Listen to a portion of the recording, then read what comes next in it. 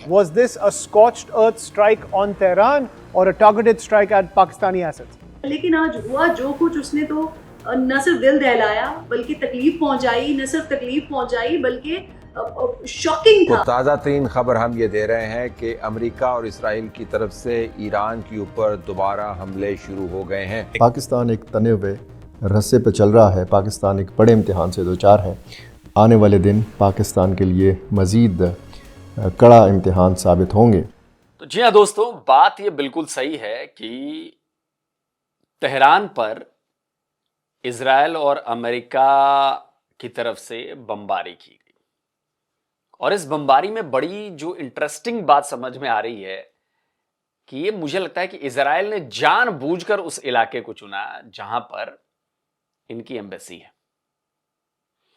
तो देखिए क्या जवाब आया है। Pakistan is no Qatar, we will beat hell out, Islamabad warns Israel after attack near embassy in Tehran. अच्छा, आप कतर नहीं है? हाँ, आप कतर कैसे हो सकते हैं? कतर की फौजों ने कभी सरेंडर किया है क्या? मुझे तो याद नहीं आ रहा। हालांकि कतर की फौज जो है वो पाकिस्तान से बहुत छोटी है, आई थिंक 4-5 गुना बड़ी फौज है पाकिस्तान की, लेकिन सरेंडर तो पाकिस्तानी फौज ने किया है 93,000 का। बात तो सही है कि सरेंडर वाली कौम तो कतर नहीं है, सरेंडर आपने किया है, आपके जनरल ने किया था।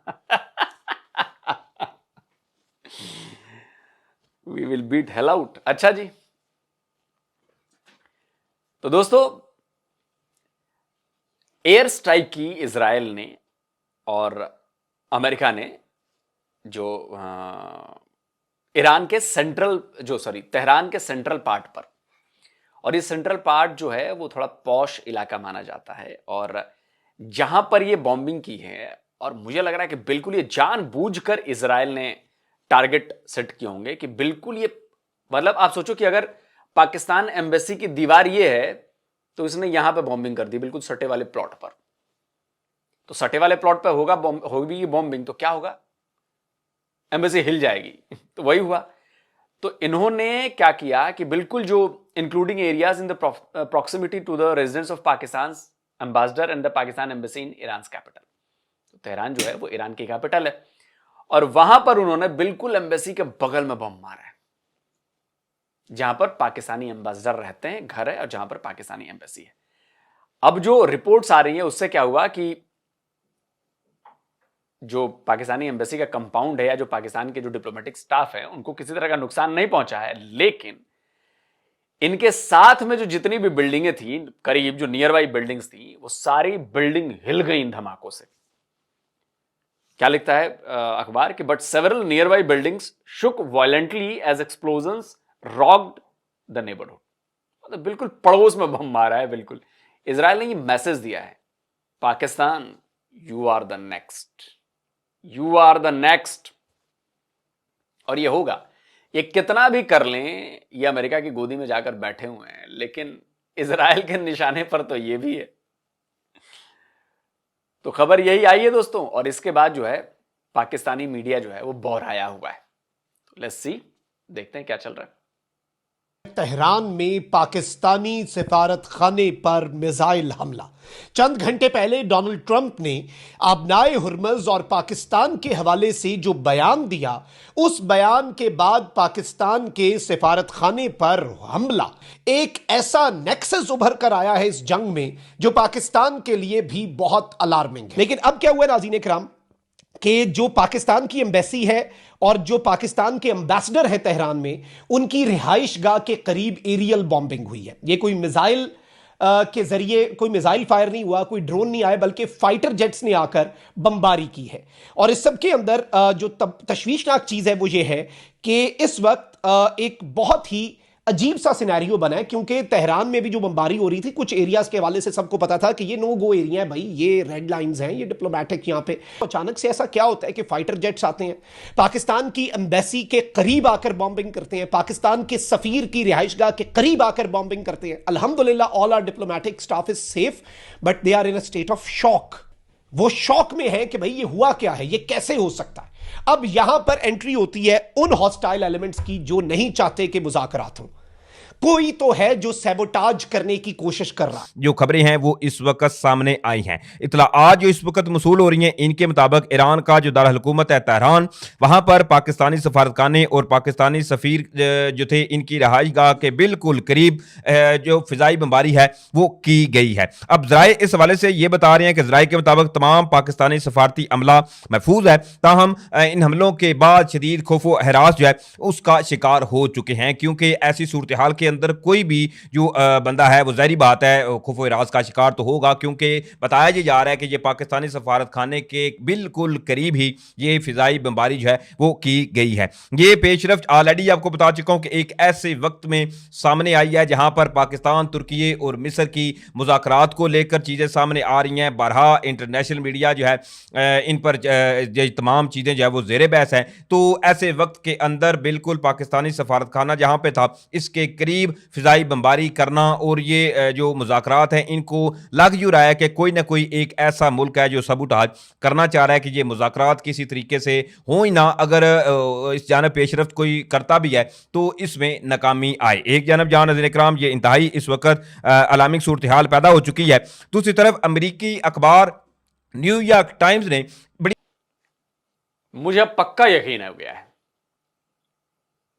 कि ये इजराइल या अमेरिका को तो चलो कोलिशन फोर्सेस हैं उनको छोड़ो, मेन ये प्लानिंग होगी इजराइल की, और इजराइल इस्लामाबाद को एक मैसेज देना चाहता है।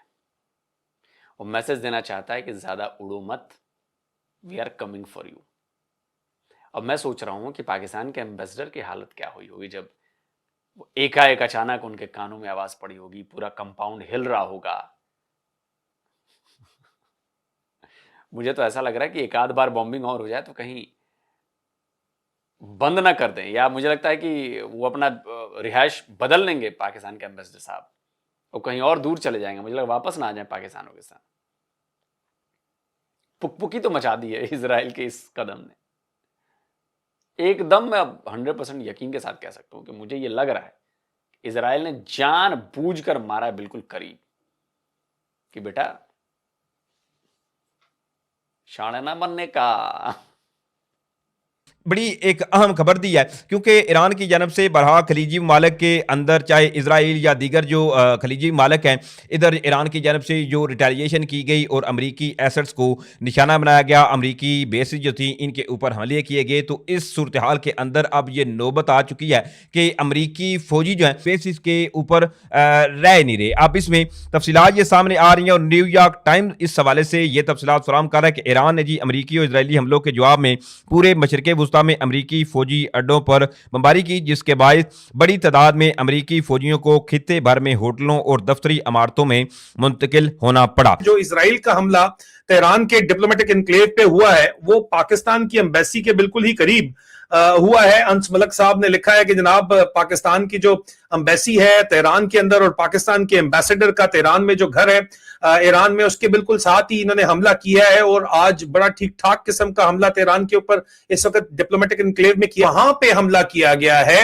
और पाकिस्तान की एम्बेसी को सिर्फ और सिर्फ कवर देने के लिए अगर कहा जा रहा है कि यार नहीं ये जो जफियां पपियां यहाँ पे हो रही हैं बड़े नतन्याहू और छोटे नतन्याहू की, ये एवं खामखा की कहानी है, ये जफियां पपियां ऐसे ही हो रही हैं। तो कमेंट्स में बताइएगा आपको क्या लगता है कि ये जफियां पपियां जेन्युइन है या क्या पाकिस्तान की पॉलिसी जो इस वक्त खैबर पख्तूनख्वा में है, बलूचिस्तान में है और अफगानिस्तान में है, क्या वो एग्जैक्ट पॉलिसी उसी तरह की नहीं आपको नजर आती, जो कि और नैरेटिव बिल्कुल आपको वही नजर नहीं आता जो इजराइल का नैरेटिव आपको गजा में नजर आ रहा है या अब ईरान के अंदर भी नजर आ रहा है। अब जो इस वक्त बड़े ने जो हमला किया है तेहरान का, उसके हमारे पास जो विजुअल्स आए हैं वो आप देख लीजिए। ये तेहरान के डिप्लोमेटिक एनक्लेव के विजुअल्स हैं।